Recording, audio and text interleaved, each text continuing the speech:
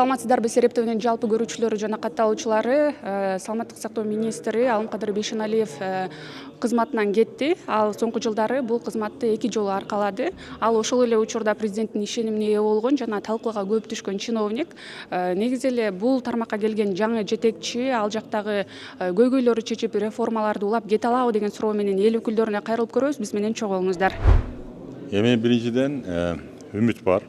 Себеп дегенде бул жаңы келген министр жашы жагынан жашыраак, четте окуптур. Анан кесиби боюнча карасак, бунун баягы медициналык жардам берүүнү уюштуруу деген кесиби бар экен да.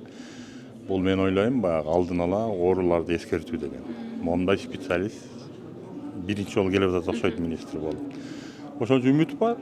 Шайлайлы, иштеп көрсүн. Орун алмашуудан сумма өзгөрөбү? Кыргызстанда кээ бир тармактар бар. Буларды азыр бат-баттан иштеп иретке салышыбыз керек. Себеби биз буну пандемия убагында көрдүк. Бул социалдык жардамдашуу. Экинчиси бул ден соолук. Анан Алымкадыр Зурдинович биринчи келгенде аябай жакшы катуу реформаларды баштап иштеп баштаган. Экинчисинде кичине мындай башкача нукка бурулуп алды да. Биз больницаларды жабышыбыз керек эмес. Биз больницаларды ачышыбыз керек. Аларды иретке салышыбыз керек. Аптекалар, дарыларды иретке салышыбыз керек. Анан кээ бир мамлекеттин күчү жетпеген дарыларды жеке чакан бизнес менен иштеш керек. Алар менен иштеп, аларга тармакка, аларга наоборот жардам беришибиз керек. Президентибиз 1 миллиард сом берген кыргыз фармацияга. Ушуну улам кетип эле, улам келип эле эстике чечиле албай койду. Бирдеме десең эле жаман көрөт. Акча берип атат, барып иштеп алып келгиле деп. Биз сүйүнүп атабыз, мына башталат экен деп антеле десек, такыр башкача жолго түштү. Мен Орловканын больницасы боюнча айтып берейин. Хирургия бөлүмүн жаап салыптыр. Инфекционный бөлүмүн жаап салыптыр. Төрөт бөлүмүн жаап салыптыр. Орловка деген канча 12-15 киши тегереги менен.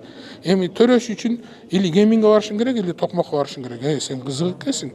Бир врач менен бир акушерди коюп кой да, жаап эмне кыласың? Инфекционный больница, күн санап инфекционный оорулар күчөп атат. Аны жаап эмне кыласың ошончо элди? Мейли эми хирургический операция немең жок, эми аны башка жактан Бишкек, но бирок ошол региондордо, чоң шаарларда да уже хирургический кээ бир нерселер жасашыбыз керек да. Татынакай бөлүмдөр турат, больницаны жаап салган.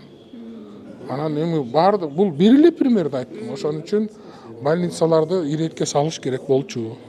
Анан депутат суроо берип атса, бар президенттен сура дейт. Ошоңа болсун. Президент сага ошол тармакты ишенип берген. Өзүнүн кишилик жагына мамилесин эчтеке дей албайм, но экинчи жолу келгенде кичине аксап калды да. Ошонусуна кичине дагы 3-4 министрликтер бар. Президенттин, өкмөттүн койгон талаптарына аткара албай атышат. Аксап атышат. Улам кадрлар алмашып атат кээ бир тармакта. Бул өтө жаман. Өтө жаман. Түшүнүгү жок кишилер келип калып атат. Аны ким кандай өткөрүп атат билбейбиз. Бирок эми стабильно министр жакшынакай бир калыпта иштеп тармакты алып кетиш керек да. Бул маселеде мен ойлойт элем, ар бир адамдын өзүнүн жөндөмүнө жараша болот. Алдын ала айтуу кыйын. Бирок кандай болгон учурда да бул билим берүү, саламаттык сактоо тармагы бул организмдин, мамлекеттин күрөө тамыры, бул жака күчтүү реформатор. Чечкиндүү ошол эле учурда тажрыйбасы, иш билги инсан керек. Эми жаңы дайындалды, ийгилик каалайлы. Себеп ал министрдин иши ийгиликтүү боло турган болсо, бүт ооруган, кыйналып аткан дарыканаларга, больницаларга барган жарандарыбызга гана жакшы болот. Ошон үчүн ийгилик каалайм. Эме боюнча Алымкадыр Бейшеналиев кызматтан кетти. Эми ордуна келген жетекчи ал жакта реформаларды жүргүзө алабы? Пикириңиз кандай? Мындай орун алмашуудан сумма өзгөрөбү деген суроо да. Саламатсыздарбы. Мен өзү карап көрдүм резюмесин, тажрыйбалуу адам экен. Министрликте иштеген экен. Анан эми мен ойлойм, эми ушундай келаткандан кийин өзү деле ойлонуш керек да. Эмне дегенде маселе абдан көп. Ошол эле Оштогу областной детскийди алсак, ал жакта мен өзүм бир 3-4 жолу барып келгем. Орундар именно онкология, гематологияда жетишсизде, ал боюнча дагы ошол Алымкадыр Бейшеналиевич керден айтып келгеним. Бирок эми биринчиден ушул реформаны жүргүзөм десе өз үчүн план коюш керек да. Кандай кылам, эмне кылам деп. Анан эми каражаттын да маселеси бар да. Ошол каражат канчалык берилет экен, ошону да биз ушул бюджетный комитеттен карап чыгышыбыз керек да. Азыр кескин түрдө күчөтпөсөк, мына жакында эле отчет чыкты. Кыргызстанда азыр биринчи ошол ооруп тургандар бул жүрөк менен оорулар көп экен да. Ошолорго да көңүл бурушубуз керек. Биздин дагы мына эскилиги жеткен могу Тоголок молдодо ошол кардиоцентрчи аны да карап чыгышыбыз керек. Азыркы мына частный клиникаларда көбөйүп кетти. Ал жерде баягы стендтин эле баасы $3000 чейин жетет экен да. Анан ошондой стендтерден алар түз эле алып, ошондой шарттар түзүп, мына биздин жарандарга жакшы мындай шарт түзүп беришибиз керек да. $3000 чоң акча да, мына 300 000 сом. Аны ошол бир 100 000 сомго чейин болгондо эле 100 000 сом деле абдан чоң акча. Бирок ошол стенд кое албай жүргөндөр дагы биздин жарандар бар да. Ошону да ойлонушубуз керек. Эми ал жакта толгон токой проблема. Анан ошол эми ийгилик каалайт элем ал кишиге. Биз бул жактан да көмөк көрсөткөнгө даярбыз. Өзү деле билсе керек проблемаларынчы. Эми ошол убакыт керек да.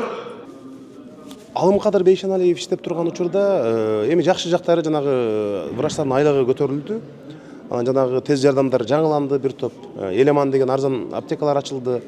Ошол сыяктуу бир канча жакшы иштер деле болду, чынын айтканда. Эми кеткен кишинин баарын эле тепкилей берсең да болбойт.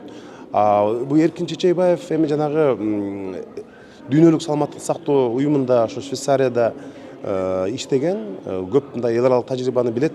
Бирок мен дагы бир канча сунуштарымды айттым азыр. Жанагы коррупцияга каршы мыйзам кабыл алынды да. Анан улуттук коопсуздук кызматы керек болсо 100 сом, 50 сом алсаң дагы жооп бересиң деп атпайбы. Анан врачтар чын эле коркуп калышы мүмкүн. Ошондуктан алар бүт баары жеке менчик клиникага кетип калбаш үчүн же айлык акыны чукул башканы көбөйтүш керек. Анткени мамлекеттик больницаларда, ооруканаларда кармаш керек буларда. Ошо айлык акыны көтөрүүнү, сергек жашоо образын пропагандалоону, анан жанагы камактордо турган жанагы майда жанагы 5-10 сомдук жанагы балдарга зыян боло турган нерселердин баардыгын депутаттар сунуш беришти. Эми Эркин Чечейбаевди көрөбүз дем. Менимче бул киши эми дүйнөлүк саламаттык сактоо уюмунда иштеп калса бир канча медицинага ири долбоорлорду, гранттарды тартат деген ойдомун. Анан эми бул киши таза чынында. Ошон үчүн жакшы иштейт деген үмүтүм чоң. Туура суроо бериптиз. Алымкадыр Бейшеналиев эми аракетин кылды негизинде. Анан баягы кеткен адамды теппейт дейт го. Эми азыркы жөнүндө айта турган болсом, Эркин Маратович биздин комитетке эртең менен келип, биз кеңешип, сүйлөшүп, биз колдойбуз, конечно. Ал өмүр баян окуп чыктым. Тажрыйбасы, Кудайга шүгүр, жакшы экен. Чет өлкөдө көптөгөн мамлекеттерде иштептир. Акыркы 2008 жылдан баштап мен дагы өзүм сунуш айттым. Сиз чечкиндүү болуң дедим.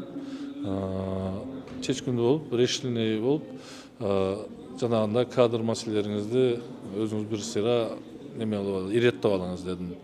Анан кийин ушу жогорку кеңеш биздин комитет менен жакшы иш алып бара бериңиз деп кеңештерибизди айттык. Бирок Кудайым буйрса эми жакшыга үмүт кылып турайлы, жакшы болот.